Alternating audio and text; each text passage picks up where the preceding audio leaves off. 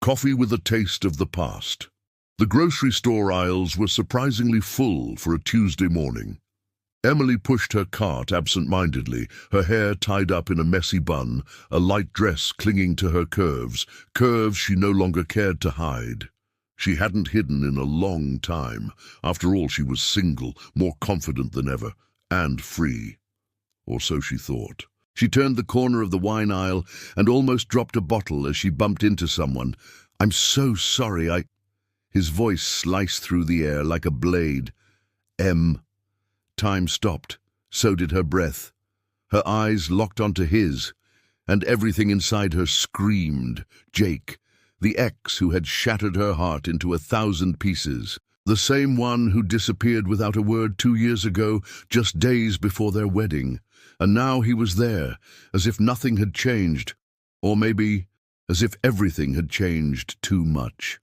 Suit jacket open, white shirt sleeves rolled up, that deliberately disheveled look, and those eyes, those damn brown eyes that still knew exactly where to land.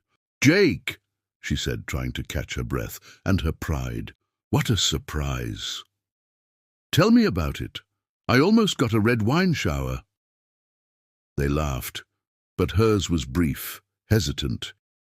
Inside, memories hit her like a tidal wave. The wild kisses, the fights that ended with naked bodies, the whispered words between sheets, and the sting of abandonment. "Are you in a hurry?" he asked, as if already knowing the answer. "There's a coffee shop nearby. I was thinking, just a quick coffee to talk." She hesitated. Part of her screamed no, but another part, hotter, more alive, was already saying yes. Maybe out of anger, maybe curiosity, or maybe the desire that sparked the second he said her name in that low voice. "Geez, sure," she said, lifting her chin with a hint of defiance. "Just coffee." The cafe was charming, with wide windows and a scent of cinnamon in the air. Emily picked a table in the back. She needed distance from others, maybe from herself. "Still take it with milk and no sugar?" he asked at the counter. She nodded with a crooked smile. How did he still remember? "So," he said, sitting across from her, "how have you been?" "Good, working, alone, free." "Alone?" He raised an eyebrow. "Yeah, and you?" "Divorced. Didn't last 6 months. Nothing compares to you, Em." She let out a dry, bitter laugh. "Is that a pick-up line or regret?" "Both," he said without flinching, eyes locked on hers. The coffee arrived.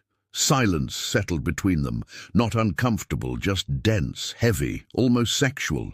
The kind of silence that only exists between two bodies that know each other too well. "Do you still think about me?" he asked slowly. She stared at him. The silence lingered. "Only when I use my new vibrator. You inspired it." He nearly choked on his coffee but laughed, surprised and aroused. What? Just being honest, you wanted to talk, didn't you?" Jake's eyes darkened. The tension was thick enough to taste. "Want to come over? Just for coffee?" "No, to finish what we left undone. Or at least, relive it." She bit her lower lip.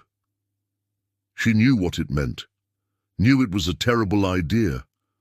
But above all, she knew she couldn't resist.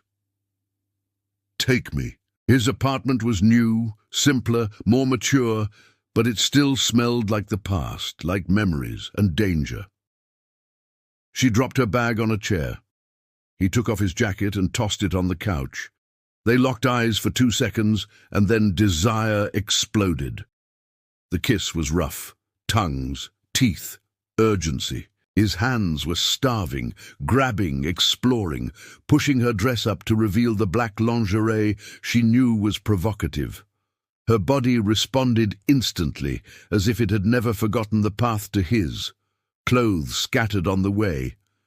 She leaned against the hallway wall, and he lifted her, gripping her thighs. Their bodies fit in one swift motion, like no time had passed. "You're still perfect," he whispered, panting, buried inside her. "I'm not yours," she moaned, breathless, "but you can pretend, just for today." He carried her to the couch, turned her over, grabbed her by the waist, and took her from behind, hard. Every thrust was an unspoken confession, every moan a disguised apology. The pillow muffled her cries, but he heard every sound and craved more. Then she turned and climbed on top, tossing her hair back, her breasts bouncing, her eyes fixed on him, daring him not to come before she did. He gripped her hips, guiding the rhythm, loving watching her take control. "Do you still think about me?" she asked again, fire in her eyes, sarcasm on her lips. "I do, every damn day. Fuck, Em." The orgasm hit them both like lightning. She screamed his name. He pulled her into him like he never wanted to let go. They lay there in silence, sweaty, breathless, tangled. "I still think about you every day," he repeated, softer now, "even when I don't want to." "You shouldn't," she said, standing up slowly.